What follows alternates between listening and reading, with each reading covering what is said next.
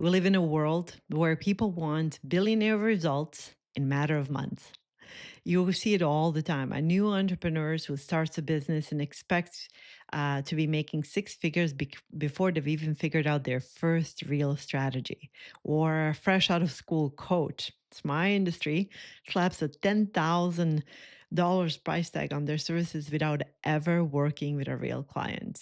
Or a freelancer demands premium rates because or before they've built anything or proven their expertise. Why is this happening? Why? Because social media makes it look easy, because someone online told them to charge what they're worth without ever explaining to them that the worth is built through experience, not wishful thinking. This mindset isn't just unrealistic, it's a success killer. So, today we're breaking down why so many beginners overestimate their value and expect instant success, the psychological and societal traps that really fuel this entitlement, and how real success is actually built step by step, the way the greats did it. So, let's go. Let's talk a little bit about the psychology, right, behind these inflated expectations. This actually isn't just arrogance. There are real psychological biases at play that explain why so many people think they deserve instant success before putting in the work, right? The low level employees think that they're better than the CEOs. Number one, there's something called the Dunning-Kruger Effect, which means that the less you know, the more you think you know. Ever heard of it? It's a cognitive bias where people with very little experience dramatically overestimate their abilities because they don't know yet how much they don't know.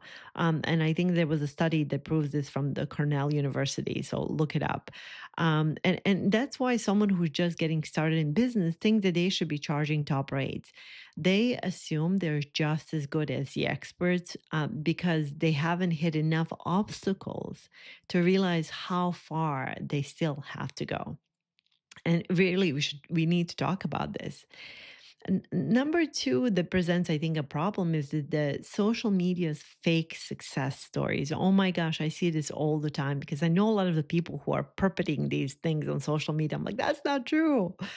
Think about the last time you scrolled through Instagram or TikTok, you saw some 22-year-old in, Dubai claiming that they made, $500,000 in days.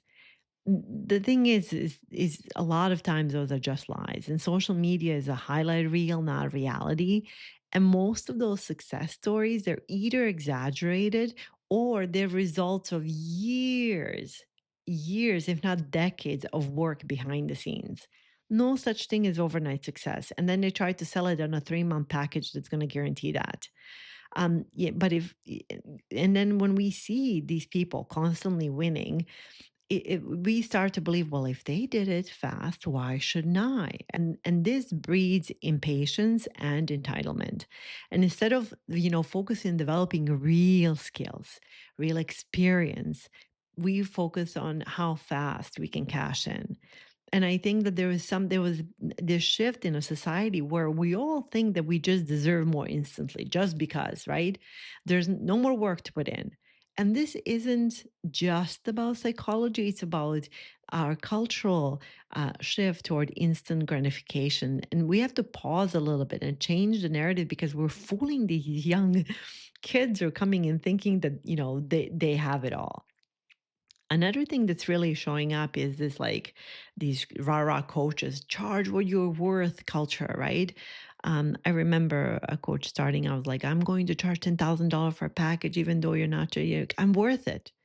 There's an entire industry of these coaches telling people to set premium prices from day one. And why I really believe in knowing your value, I think your value has to be earned. If you've never done the work, you're either do more harm or you're just not going to deliver the result, right?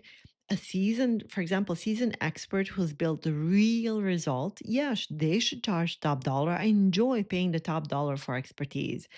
But a beginner who hasn't proven anything yet, I think that they need to focus on building their craft before demanding premium rates. And you can claim, well, if the market will pay. Well, that's great. I guarantee you're going to fall hard very, very quickly because you're going to make so many mistakes. The greats, all of the greats, they didn't start by charging like the best. They started by becoming the best. And I think that there's a psychological part of us, is that where we fear being seen as cheap. A lot of new entrepreneurs overprice their services out of insecurity. They think that charging a lower rate means that they are not credible. That's just not true. They think that asking for smaller opportunities means that they won't be taken seriously, right? You get right now we know like Mel Robbins spoke for years before she charged anything. That's why she built the brand that she did. The truth is that the market decides your value. If no one is buying at your price point, your work has not been justified yet. And instead of inflating your prices, you need to elevate your skills. Put yourselves out there because, real success is built through decades of investing in yourself and doing hard work. But let's talk a little bit about how the greats actually got to where they actually are. There's a learning phase in whenever you start something to become the great. Every top entrepreneur, CEO, and industry leader that we know of started with less. Like Howard Schultz of the CEO of Starbucks, he didn't start as CEO. He worked as a salesman for years before he built Starbucks into a global brand.